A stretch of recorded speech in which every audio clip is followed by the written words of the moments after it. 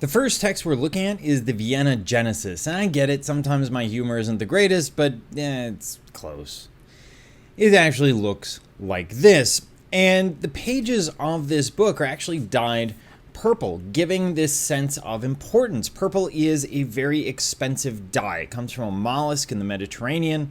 The Phoenicians had been sort of the only ones who could get that mollusk and knew how to process it. Eventually the Romans will learn, and as we move forward, that color is going to be something that, as we've seen from images of Jesus, indicates something of great importance. Of course, the Gospels or the books of the Bible are going to be among those things that we tend to see as particularly important, that should be this violet color.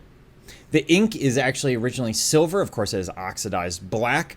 The text is in Greek because educated people in Europe after the Roman Empire, even during the Roman Empire, really read and write Greek. They speak Greek. It's a sign, it's a status symbol. So they're going to do the same thing for these books. Again, the book itself is a status symbol. The image that we see at the bottom is unframed, and we see something that is intensely illuminated. What you're looking at is a continuous narrative. It's a story from Genesis chapter 24.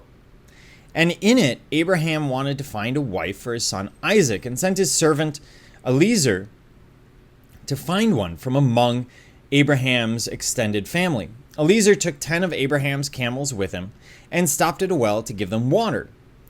Eliezer prayed to God that Isaac's future wife would assist him with watering his camels. At that time, Rebekah arrived on the scene and assisted Eliezer, who knows that she is the woman for Isaac.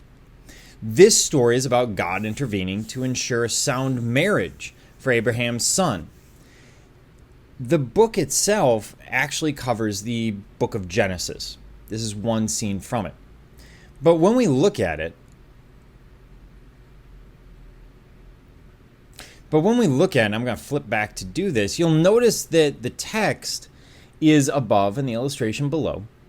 And the text is basically telling this story, and then the illustration gives us an image for the story. It's very much like a kid's book or a children's book today. The image is important because, of course, the person purchasing it probably can't read the text, or maybe can partially read the text. And so they're going to need the illustration to kind of fill things out for them. This is a very classical idea, and it's one that follows us in a lot of books today. We use illustrations heavily for exactly the same purpose, because it helps us understand what we've just read in the text.